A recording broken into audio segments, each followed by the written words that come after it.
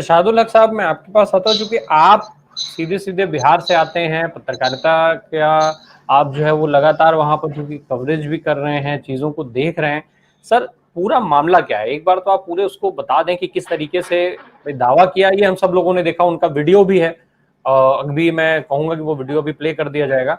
और लेकिन जो ये पूरा जो दावा है कि भाई वहां पे एम्स बना दिया गया, इलाज शुरू हो गया, ये सारी चीजें हैं, लेकिन सर वास्तविकता क्या है वहां पर और लोगों का क्या रिएक्शन है उसको लेकर के? दो चीजें हैं पॉलिटिक्स में।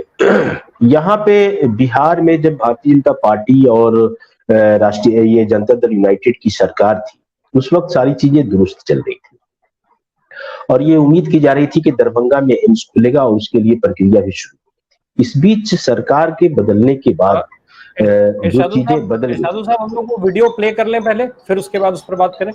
हाँ हाँ, कर लीजिए जी। बेहतर स्वास्थ्य सुविधाओं के लिए असम के गुवाहाटी से लेकर पश्चिम बंगाल के कल्याणी तक, झारखंड देवघर से लेकर के बिहार में दरभंगा तक, इस प्लानिंग के साथ नए नए एम्स खोले गए हैं ताकि लोगों को इलाज के लिए सैकड़ों किलोमीटर दूर न जाना पड़े। जी शादू साहब, सैकड़ों किलोमीटर दूर जाना ना पड़े, ये स्वास्थ्य सुविधाओं को बढ़ावा देने की बात है जी। तो खैर, तो यहाँ पे बजाते जून में एक चिट्ठी तेजस्वी यादव ने लिखी थी मंडाविया जी को, और उसमें ये कहा था कि हमने आपको 151 एकड़ जमीन दे दी है और साथ ही साथ वो जमीन चूंकि सड़क से नीचे है, नेशनल हाईवे से, तो उसको भरने के लिए भी बिहार की सरकार ने 300 करोड़ रुपए आवंटित कर दिए। लेकिन वो चीजें आगे नहीं बढ़ी और वहां पे आज भी खाली जमीन पड़ी है और कोई प्रगति नहीं है। कुछ आपने वीडियो यह भी देखा होगा कि लोगों से पूछा जा रहा है, तो इसका एक मजाक उड़ रहा है और पूरी तरह से नरेंद्र मोदी का मजाक बिहार में बन चुका है इस मामले में। अभी जब ब्रजेश जी बातचीत कर रहे थे तो उन्होंने काफी चीजों को समेट दिया है झूठ के बारे में।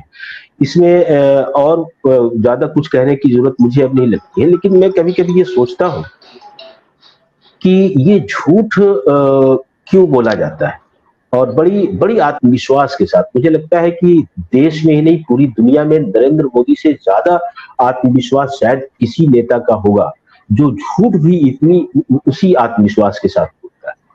दरअसल है क्या कि झूठ का विकल्प बहुत होता है, सच का विकल्प नहीं होता है। सच चूंकि फैक्ट है, तो फैक्ट का कोई विकल्प नहीं होता है। आप आज बोलेंगे तो वही बोलना पड़ेगा, कल बोलेंगे तो वही बोलना पड़ेगा, या एक साल के बाद भी उस विषय पे बोलेंगे तो आपको वही बोलना पड़ेगा। झूठ के साथ विकल्पों की बहुत गुंजाइश होती है। जैसे कि मैं आपको बताऊं कि 2014 में नरेंद्र मोदी ने कहा था कि मैंने 40 साल तक भिक्षाटन किया और भीख मांग करके मैंने खाया है, और वही जब 2021 में बोलते हैं तो उनको याद ही नहीं रहता है कि मैंने पिछली बार 40 साल कहा था या 35 साल कहा था। क्योंकि झूठ का विकल्प है तो 2021 में उन्होंने कह दिया कि मैंने 35 साल तक भिक्षाटन किया था। प्रोपेगेंडा ही है इसका। दरअसल प्रधानमंत्री नरेंद्र मोदी के साथ समस्या ये है कि पूरा पॉलिटिकल कैरियर उनका झूठ और प्रोपेगेंडा पे ठहरा हुआ है।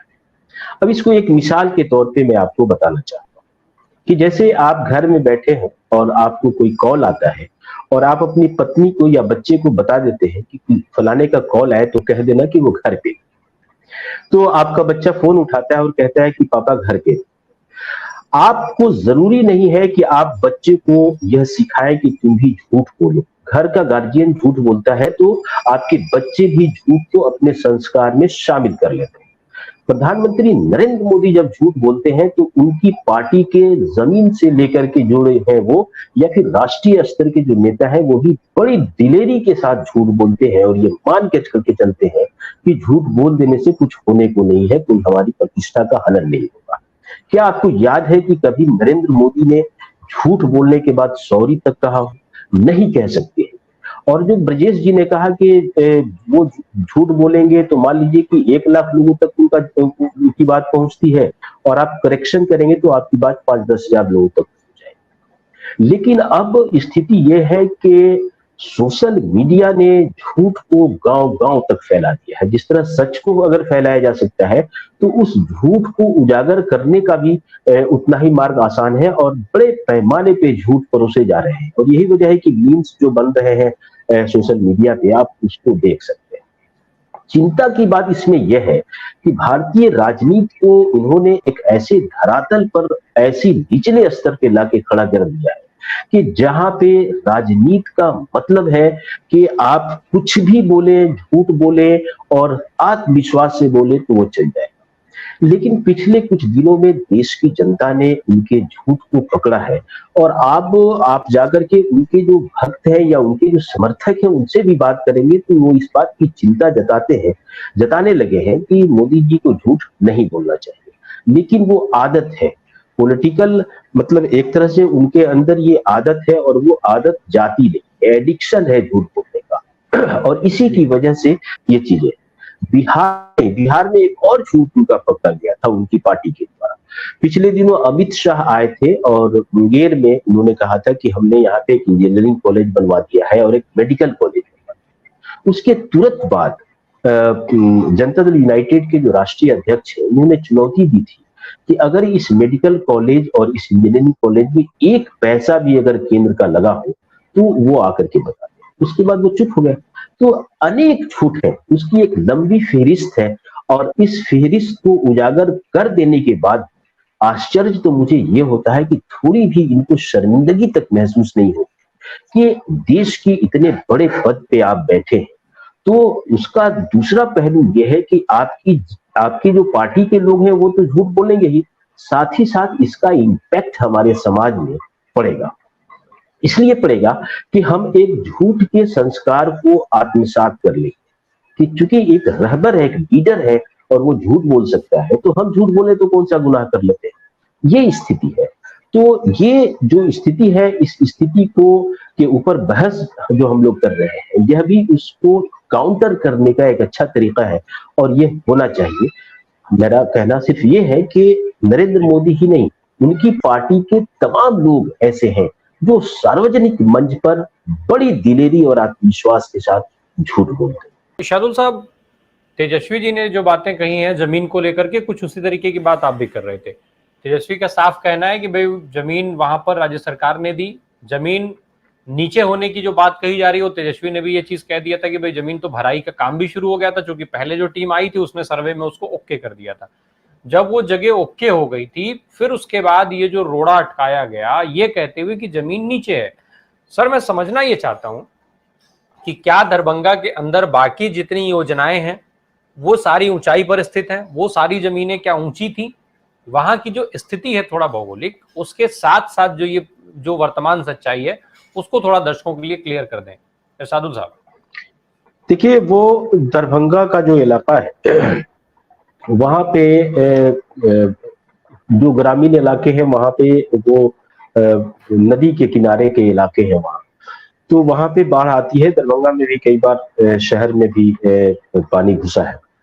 वहां पे हमको लगता है कि 50-60 साल पहले दरभंगा मेडिकल कॉलेज बना था, वहां भी जमीन भर करके ही उसे बनाया गया था और आज भी उसे लगभग 4000 बेड का हॉस्पिटल डेवलप किया जा रहा है। बिहार सरकार का जो मानना है वो ये है कि शहरों का जो विकास है वो कुछ ऐसे वैज्ञानिक और टेक्निकली इस तरह से दुरुस्त होना चाहिए कि शहर के विस्तार का योजनाएं जब बने तो वो कारगर साबित। नेशनल हाईवे से 4 किलोमीटर के फासले पे है, वहां पे जो दरभंगा एयरपोर्ट है उससे भी डिस्टेंस मुश्किल से 10 किलोमीटर का है। तो बहुत ही सुटेबल प्लेस है, मैंने उस जगह का मुआयना भी किया है, सुटेबल प्लेस है, वहां पे बनना चाहिए। सवाल हॉस्पिटल के बनने का नहीं है, सवाल यह है कि हमें बिहार सरकार से निकाल करके बाहर किया गया, इसका रिटेलिएशन है इसका कि हम आपको वहां हॉस्पिटल नहीं बनने देंगे। लेकिन चूंकि अनाउंसमेंट हो चुका है और सरकार ने बाकायदे रजिस्ट्री कर दिया है, केंद्र सरकार के हवाले कर दिया है उस जमीन, तो और नरेंद्र मोदी ने जो झूठ बोला कि भाई हमने बना दिया है, तो जो जमीन है वहां पे तो सुटेबल प्लेस है, भौगोलिक स्थिति भी काफी अच्छी है, वहां पे हॉस्पिटल बनना चाहिए था। अभी शायद ब्रजेश जी या फिर पांडे साहब बात कर रहे थे, उसी संदर्भ में आपको बताना चाहता हूं, जब खुद आपने कहा था कि डबल इंजन की सरकार का मामला यह भी एक झूठा फलसफा है। झूठा फलसफा इसलिए है कि सरकार में अगर नेतृत्व क्षमता हो और उसके जो हक हैं केंद्र से मिलते हैं, बजट का जो एलोकेशन है वो अगर होता है या उसमें 19-20 भी होता है और विपक्ष की सरकार होती है, तब भी विकास का काम बहुत शानदार तरीके से हो सकता है। उसका एक फैक्ट हम आपको बता रहे हैं। आज से 2 दिन पहले विकास दर में जो राज्यों का विकास दर है उसकी एक सूची आई और बिहार का जो विकास दर है 10.64%। यह देश में सर्वाधिक है, एक तरह से ये रिकॉर्ड है। और पिछले वर्ष यानी कि आपको याद होगा कि 10 अगस्त को नीतीश कुमार और राष्ट्रीय जनता दल मिलकर के सरकार बनाते हैं। आज हम 22 अगस्त है, यानी कि इस एक साल में विकास की रफ्तार में किसी तरह का की कोई कमी नहीं आई है। बजाय इसके कि कमी आने पे विकास दर 10.64% का हो जाना यह दर्शाता है कि कुशल नेतृत्व अगर हो तो सरकार जो डबल इंजन का जो कंसेप्ट है वो कंसेप्ट फेल हो जाता है। अगर यही होता तो उत्तर प्रदेश की जो विकास दर है वो बिहार से ज्यादा होती, मध्य प्रदेश की विकास दर बिहार से ज्यादा होती। तो ये कंसेप्ट डबल इंजन एक राजनीतिक प्रोपेगेंडा है कि हम डबल इंजन की सरकार होगी तो विकास होगा, जैसा कि अभी पांडे साहब ने बताया। प्रसाद साहब माफ करिए, मैं आपको बीच में रोकूंगा। हम लोग जो बात कर रहे थे बहुत साफ जितने भी प्रदेशों के विधानसभा चुनाव हो रहे हैं उसमें लगातार ये बात कही जा रही है भारतीय जनता पार्टी के शीर्ष नेताओं के द्वारा कि आप हमें सत्ता में लाइए, अगर डबल इंजन की सरकार रहेगी प्रदेश में तो ही जो है प्रदेश का विकास होगा। कर्नाटक में आपने बिल्कुल साफ साफ सुना, बार बार ये बात कही और सारे बड़े नेताओं के द्वारा बात कही गई, हम उस बात को उठा रहे थे। ये जी तो उनका ये फार्मूला भी तो मुझे फेल दिख रहा है। बड़ी निराशा की कोई स्थिति नहीं है। आप शुरू कीजिए झारखंड में उनकी सरकार थी, डबल इंजन की सरकार थी, वहां उनकी सरकार चली गई। हिमाचल प्रदेश में वो हार गए, आपने देखा कर्नाटक में वो बुरी तरह से हारे। तो नरेंद्र मोदी के प्रति जो भक्ति का भाव है वो बिल्कुल रेत की दीवार की तरह धराशायी हो रहा है। आप एक एक राज्य को देखिए तो डबल इंजन की सरकार का भी कंसेप्ट है वो फेल है। उनकी भक्ति का जो मामला है कि भाई लोग अभी भी वो लोकप्रिय है, ये सब प्रोपेगेंडा है जो मोदी मीडिया है वही दिखा रहा है। तो जमीन पे आप आइए और देखिए कि किस तरह से नरेंद्र मोदी की लोकप्रियता आसमान से जमीन पे आ चुकी है। और यही तो वजह है कि हिमाचल में पूरी तरह से हारते हैं, झारखंड में हारते हैं, पंजाब में आपकी सरकार नहीं बन पाती, आप कर्नाटक में हारते हैं, एक एक प्रदेश आपके हाथ से निकलता चला जाता है।